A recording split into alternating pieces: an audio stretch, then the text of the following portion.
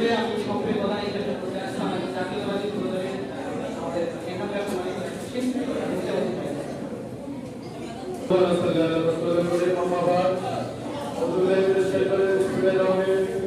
আসলে এটার মাধ্যমে আমি কোনোদিন বক্তব্য করি না, প্রয়োজন মনে করি না।